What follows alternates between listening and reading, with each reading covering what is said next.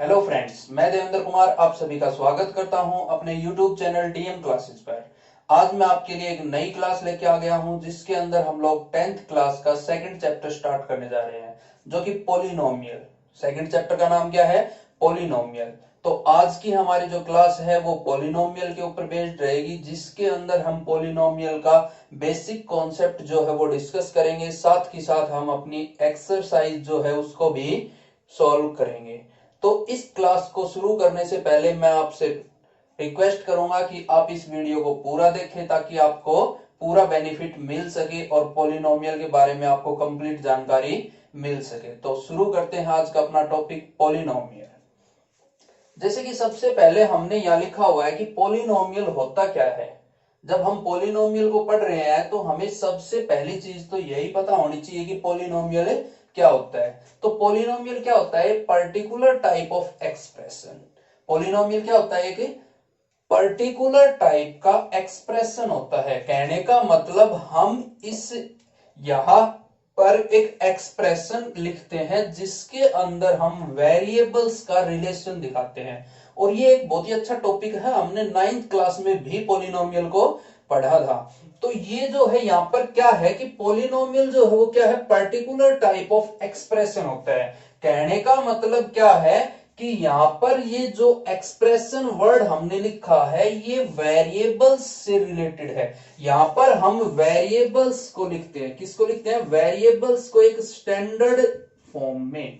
किसमें लिखा जाता है? एक स्टैंडर्ड फॉर्म। कोई एक हम पैटर्न उनके बीच में लगाते हैं। क्या लगाते हैं? उनके बीच में कोई पैटर्न। तो कहने का मतलब particular type of expression, particular type of a expression is known as polynomial. तो पर्टिकुलर टाइप ऑफ एक्सप्रेशन जो है उसको हम लोग क्या बोलेंगे? पॉलिनोमियल बोलेंगे। क्या बोलेंगे? पॉलिनोमियल। जैसे कि उसके लिए हमने एग्जांपल लिख दिया, x+3 हो गया, y-5 हो गया, x² + 2x-5 हो गया। इस तरह से बहुत से एग्जांपल्स हैं और जरूरी नहीं है वो केवल x और y वेरिएबल में ही हो, वहां पर कोई भी वेरिएबल हो सकता है। हम किसी भी वेरिएबल की फॉर्म में उसको लिख सकते हैं। तो ये थी अपने पास फॉर्म पॉलिनोमियल की। अब इसके बाद जो सेकंड टर्म आती है अपने पास वो आती है डिग्री ऑफ पॉलिनोमियल। क्या आती है? Degree of A polynomial. तो हम लोग बात करें डिग्री की, तो डिग्री क्या होती है? Highest power. क्या होती है? Highest power of x in P of x. और ये जो पी ऑफ एक्स है ये किसको बोला जाता है? पॉलिनोमियल को ही बोला जाता है। पी ऑफ एक्स किसको बोला जाता है? पॉलिनोमियल। पॉलिनोमियल की जो मैथमेटिकल फॉर्म है उसको हम लोग पी ऑफ एक्स बोलते हैं। तो P ऑफ x में x की जो हाईएस्ट पावर होगी उसको क्या बोला जाता है? Degree of a polynomial. जैसे मैंने यहां एक एग्जांपल लिखा है, x² - 3x + 1 इज, और इसकी डिग्री जो है वो हमसे पूछ ली। तो डिग्री यहां पर x की जो हाईएस्ट पावर है वो क्या होगी? डिग्री होगी। तो यहां पर x की हाईएस्ट पावर कितनी है? 2। तो डिग्री कितनी आ जाएगी इसमें? 2 आ जाएगी। सिमिलरली मैं एक एग्जांपल और लिख लूं, जैसे मैंने ये लिख दिया y³ - 3y + 1। हमें एक पॉलिनोमियल गिवन है y³ - 3y + 1, और यहां से उसने हमसे डिग्री ऑफ पॉलिनोमियल पूछ ली। तो यहां से जो डिग्री है वो कितनी आएगी? 3 आ जाएगी। y की हाईएस्ट पावर, और y की हाईएस्ट पावर जो है वो कितनी है? 3। तो डिग्री कितनी आ जाएगी यहां पे?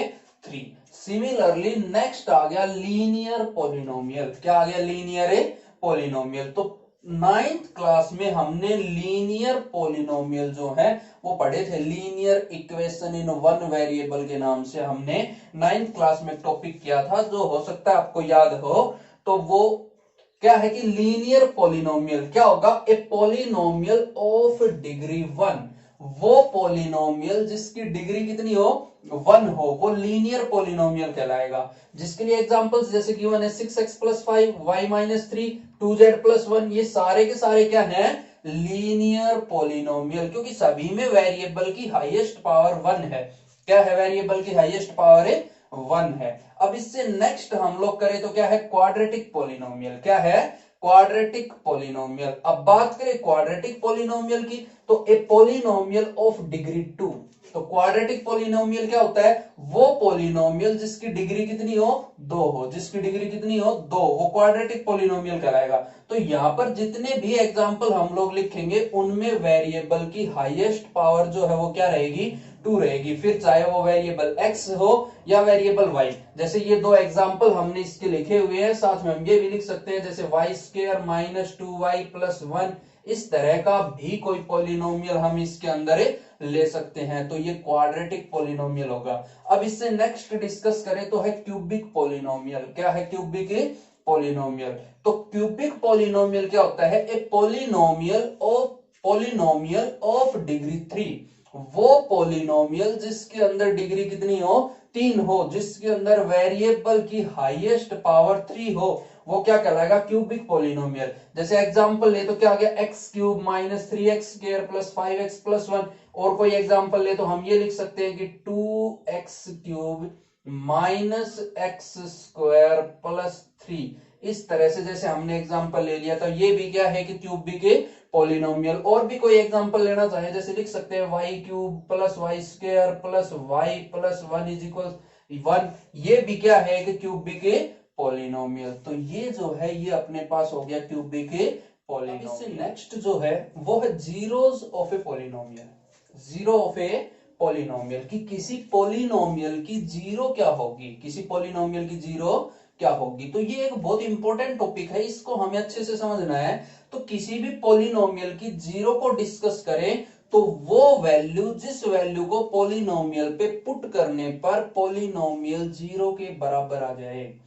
कोई भी वो रियल नंबर जिसको पॉलिनोमियल में वेरिएबल की जगह पुट किया जाए और पॉलिनोमियल की वैल्यू जीरो के बराबर आ जाए, तो वो रियल वैल्यू उस पॉलिनोमियल के लिए क्या कहलाएगी? जीरो कहलाएगी। और इसकी डेफिनेशन की बात करें तो क्या है? A real number k is said to be zero.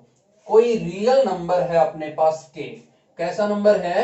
Real number के, वो किसी भी पॉलिनोमियल के लिए जीरो कहलाएगा। कब? When p of k is equals to zero. कहने का मतलब वेरिएबल की जगह जब मैं k रख दूं तो हमारे पास पॉलिनोमियल किसके बराबर आ जाना चाहिए?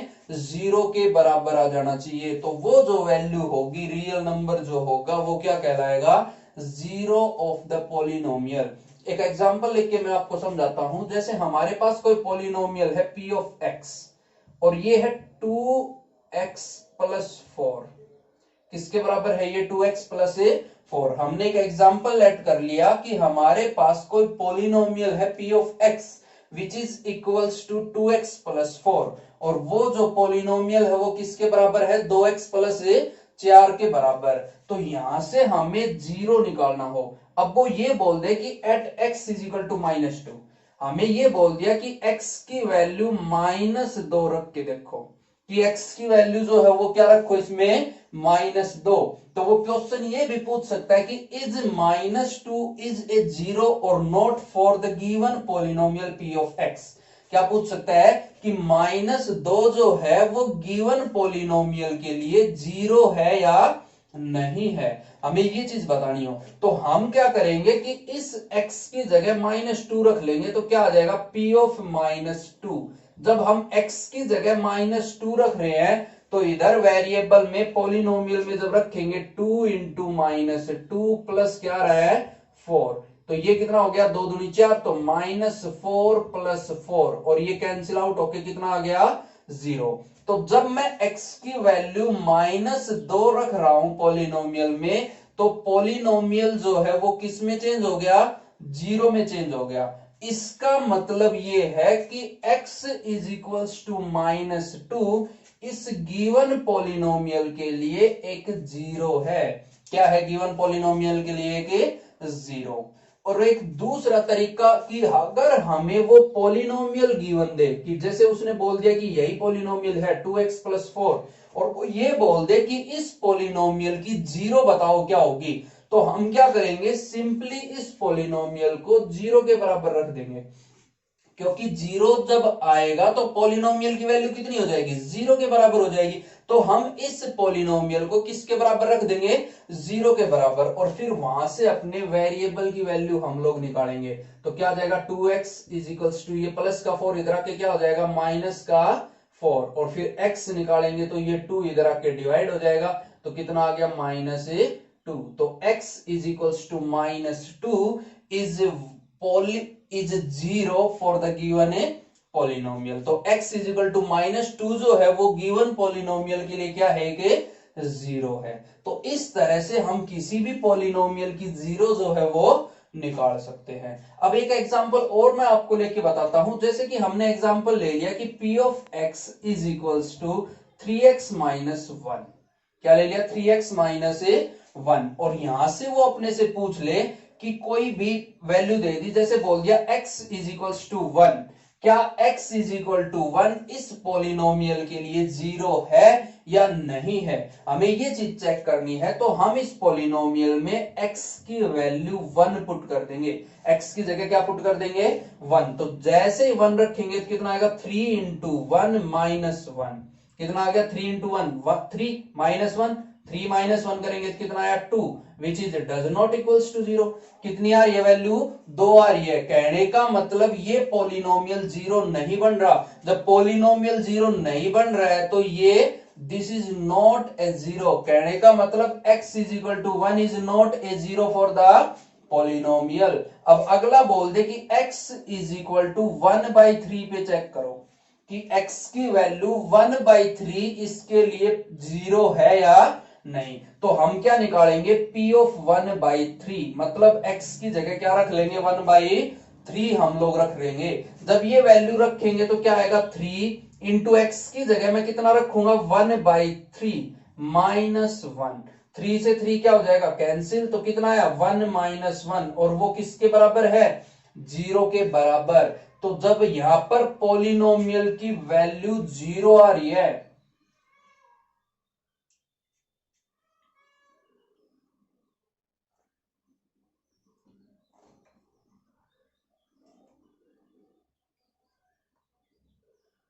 ये आया 1 माइनस 1 जो कि किसके बराबर है जीरो के बराबर। जब यहां पॉलिनोमियल की वैल्यू जब जीरो आ रही है तो ये x इज इक्वल टू 1/3 जो है वो क्या हो जाएगा पॉलिनोमियल के लिए जीरो हो जाएगा। This is the zero for the given polynomial.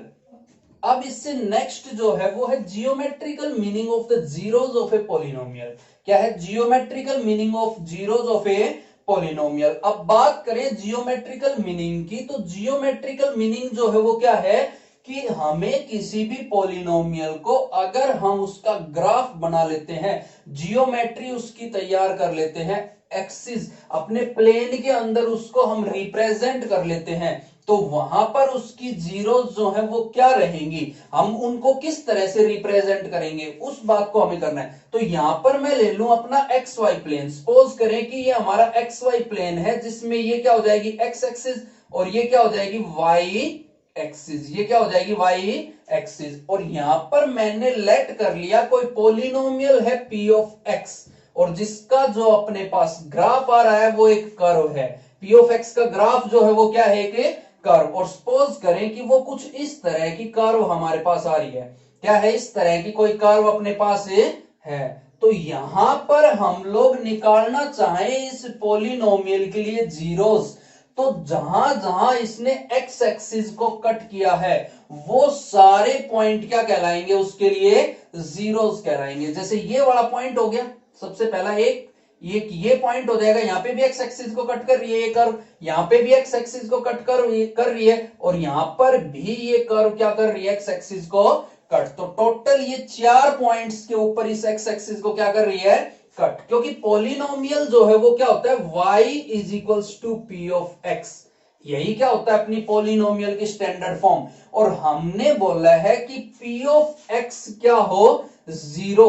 तो अगर p ऑफ x की वैल्यू जीरो आती है तो वो पॉइंट क्या होता है पॉलिनोमियल के लिए जीरो कहलाता है। तो p ऑफ x जीरो आ रहा है, इसका मतलब y किसके बराबर हो गया जीरो के बराबर। और y जीरो कब आता है? On x axis, on x axis. कहने का मतलब हम लोग जब जब एक्स एक्सिस पर जाएंगे y की वैल्यू जीरो होगी, और y जीरो हुआ तो इसका मतलब p ऑफ x किसके बराबर है? जीरो के बराबर। तो वो वैल्यू उस पॉलिनोमियल के लिए किसका काम करेगी? जीरो का काम। तो हमें जब नंबर ऑफ जीरोज निकालनी हो, क्या निकालनी हो? नंबर ऑफ जीरोज, तो किसके बराबर आ जाएगा कि number of cuts, number of cuts on x axis by curve, on x axis by curve.